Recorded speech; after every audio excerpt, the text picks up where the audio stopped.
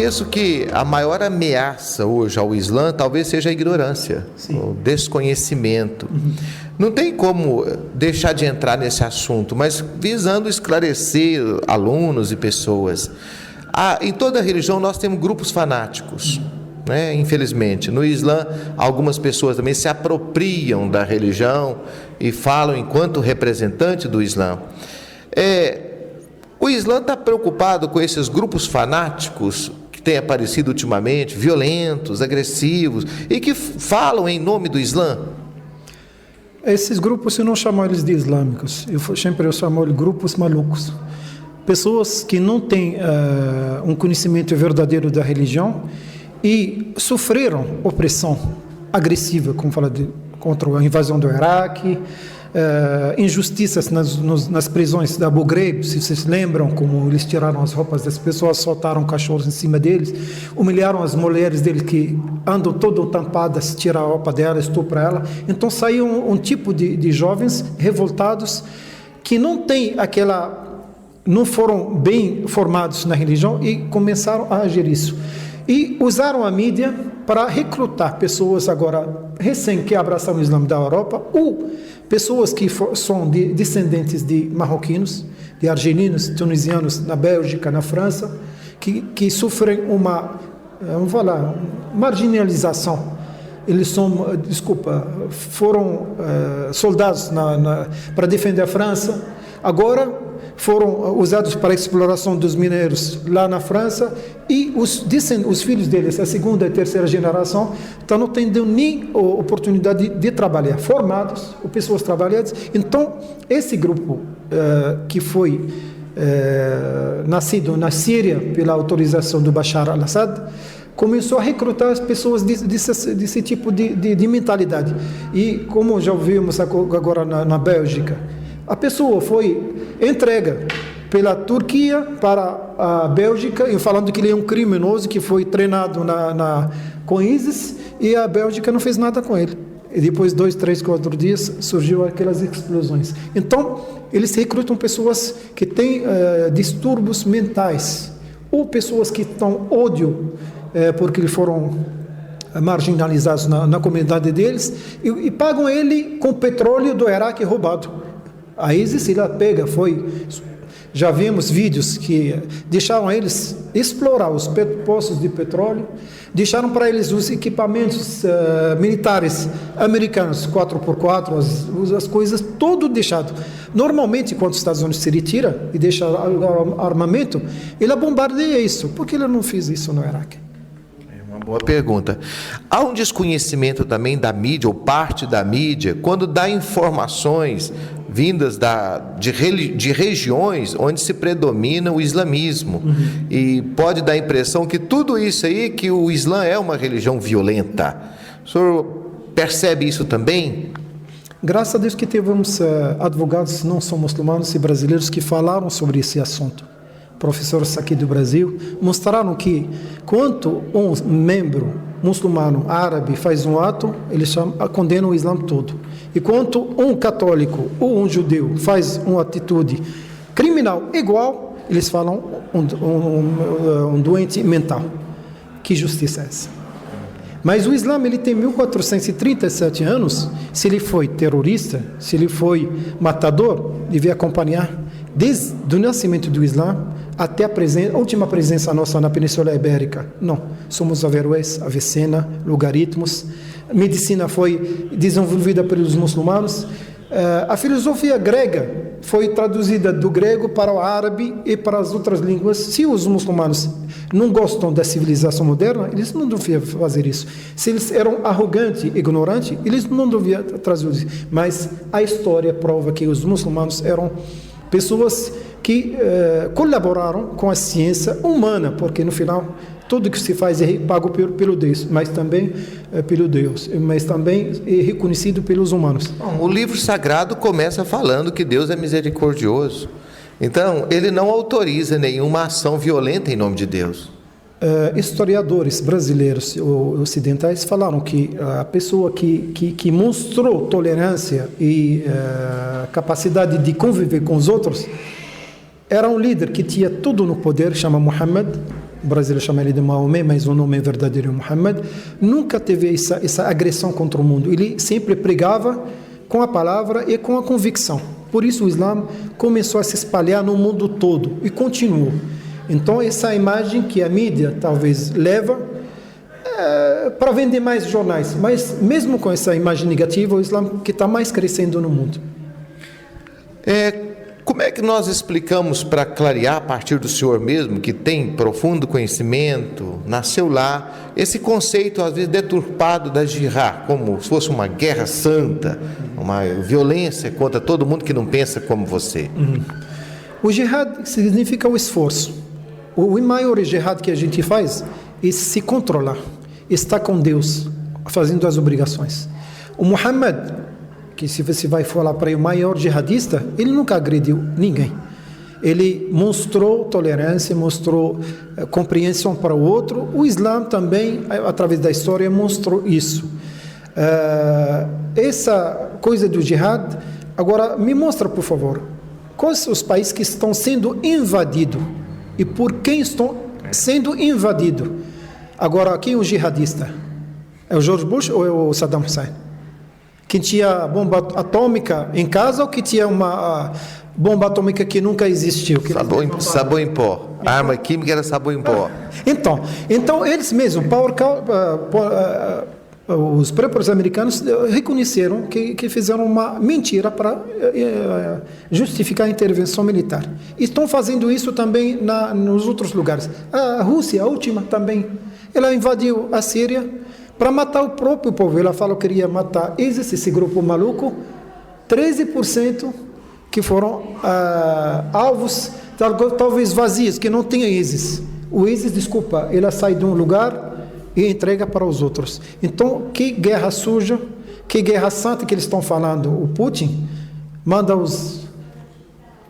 usa as pessoas para justificar a intervenção como uma guerra para fins religiosos. Muito interesse econômico por trás disso tudo também. Isso é econômico. E outra coisa, meu Deus não deixa essas coisas passar. Por isso a gente espera nesse lugar de turbulência que é a Síria, que Jesus, que a paz de Deus esteja com ele, vai descer e vai estabelecer a paz e a justiça nesse mundo. Sheikh, é claro que eu não penso assim, mas vamos aproveitar a sua presença para esclarecer também. O Islã maltrata as mulheres? Eu prefiro que você chame as meninas lá e pergunte a elas, porque elas têm que responder. Porque se eu vou falar, eu sou um homem que estou falando. Uma sura está no Alcorão, que eu dei para senhor para ler, tem o nome da Maria, que fala sobre Jesus, sobre a Maria. E outra sura chama as suras das mulheres. O direito da herança foi dado a 14 para a mulher. Ela tem dinheiro, ela não tem obrigação de gastar para sustento de casa. O direito de divórcio é um direito das mulheres. Até o século XVIII, por isso, o Ocidente considerava a mulher alma do mal. O Islã, o Alcorão fala isso, não fala. E a metade da alma do homem, ela foi criada das costelas. Ela, nos direitos, nos deveres, igual aos homens. Então, Deus nunca maltrata a mulher, nem um muçulmano maltrata a mulher. Ok, Sheikh, a formação para os novos membros da religião, como é que ela acontece? É só o senhor que está responsável por isso? Tem mais alguém que te ajuda nessa parte de formação dos novos membros, as pessoas que se convertem ou revertem ao Islã? Eu gostaria sempre de ter cautela de passar informação para os outros. Eu mesmo. Além, eu não deixo os outros sempre eu falo, vocês não podem ter vários técnicos. Um time que ter vários técnicos vai perder. Tem que ter um técnico que sabe orientar e vocês têm que ouvir para ele. Agora, se tem algumas coisas para simplificar, eu dirijo eles para Luiz ou para um site que a gente confia. Porque se a pessoa se abastece com informações erradas, vamos ter ISIS, vamos ter outros grupos maior que o ISIS. Por isso, como você já percebeu, uma pessoa que vem uma vez para a mesquita quer... Não, por favor, espera. Aí você não deixa passar. Porque se eu vou deixar qualquer um falar o que ele quiser, eles vão falar muita coisa. E tem muita gente, desculpa, se tem brilho de câmera ou uma coisa ele gosta de aparecer e começar a falar que deve, que sabe que não sabe. Sheik, uma pergunta mais de cunho pessoal. Quando o senhor chegou no Brasil, Sim. uma cultura bem diferente, Sim. qual foi o impacto que o senhor teve? Quais os impactos que o senhor teve? O primeiro é conseguir comer. Eu tive dificuldade, mas com a paciência brasileira eu comecei a memorizar as palavras e a hospitalidade do brasileiro abriu para mim a coragem de aprender as coisas. E eu comecei a apanhar no início, mas não foi tão difícil. O brasileiro ele tem essa coisa de naturalidade. E isso ajuda a gente a aprender mais coisas e tem mais coragem para perguntar e não ter vergonha. E esse calor humano de abraça, porque a gente tem isso, Sim, né? Abraça, sim. Cumprimenta. Sim. Isso também causa uma certa estranheza no início? Não, para nós, a gente, você já viu, a gente mas do ocidental te abraça que você acha um pouco diferente. Você fica mais feliz ainda, porque a gente que passou por alguns países europeus, a frieza lá do tempo e do ser humano. Aqui não, te passa a perna, mas te passa o calor.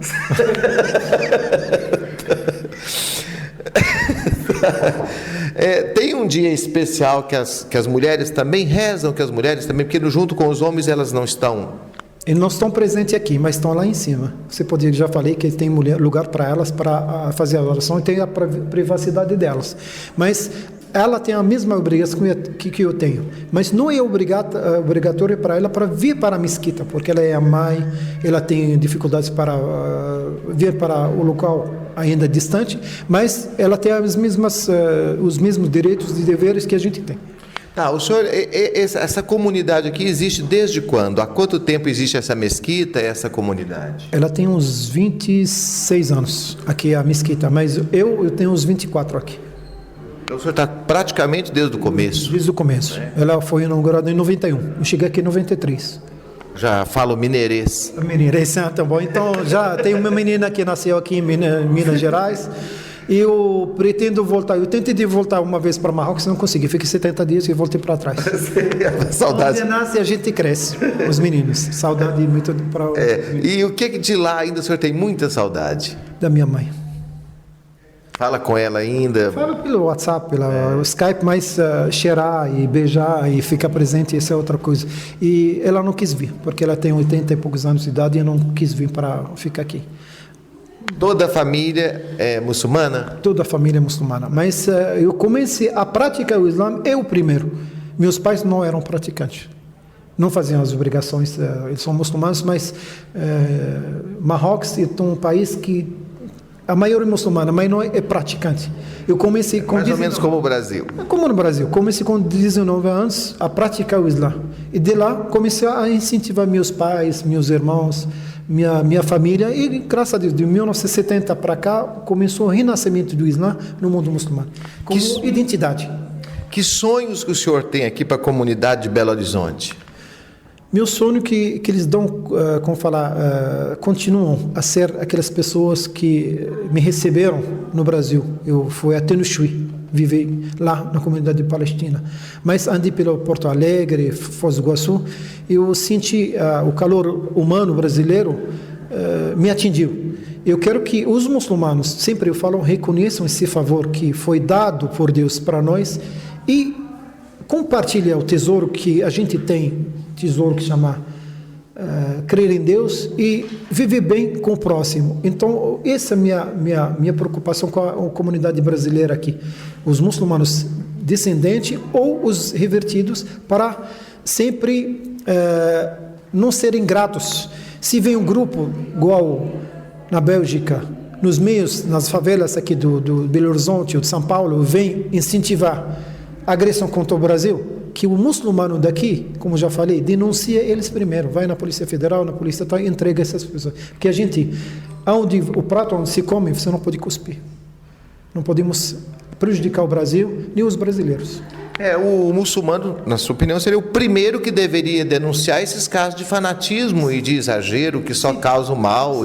Sim, isso prejudica a imagem, porque esse grupo foi criado para defamar o crescimento do Islã, apenas do que estava crescendo. Até o Papa fala, daqui a pouco, a Europa mesmo fala, daqui a 50 anos não vai ter mais a população islâmica pela reversão das pessoas e pela natalidade do mundo muçulmano. Por isso, eles estão tentando de segurar a imigração dos refugiados e esses grupos estão tentando de difamar a imagem do Islã. Mas vamos esperar que Jesus voltará e põe paz e estabilidade e justiça nesse mundo. Bom, para terminar, eu queria que o senhor deixasse uma mensagem de paz a partir do seu entendimento desse Deus misericordioso que o senhor acredita e no qual eu também acredito, para tanta gente que está ouvindo e acompanhando essa nossa entrevista. Paz, Senhor, seja com vocês. Assalamu alaikum. Estejam com Deus, que a paz dele estará com vocês. De fundo do coração, procuram Ele, vocês vão achar Ele pertinho. Porque o objetivo da nossa existência é crer nele, seguir a palavra dele e se preparar para um encontro. Um dia que a gente não tem como evitar. Dele viemos e para ele a gente voltará. E vamos voltar e prestar conta perante ele. Então, sejam bons cidadãos, sejam bons engenheiros, sejam bons fiéis, enchem as casas dele, porque hoje em dia as casas noturnas são mais cheias que as casas de Deus. Por quê? Porque se a gente ficar com esse vazio no coração, nunca vamos acertar a senda reta. A gente não está proibindo de se divertir, mas a gente não quer que a nossa vida seja só para distrair, só para brincar. Não, temos que levar a nossa coisa ao sério, estar com Ele na casa, na igreja e no trabalho. Então nós vamos terminar essa entrevista com um abraço fraterno. Irmão, somos todos filhos do mesmo Pai, independente das pequenas diferenças, até eu diria, que nos separam. Muito obrigado por receber a gente aqui. Muito obrigado pela entrevista. Obrigado para o senhor e outro abraço.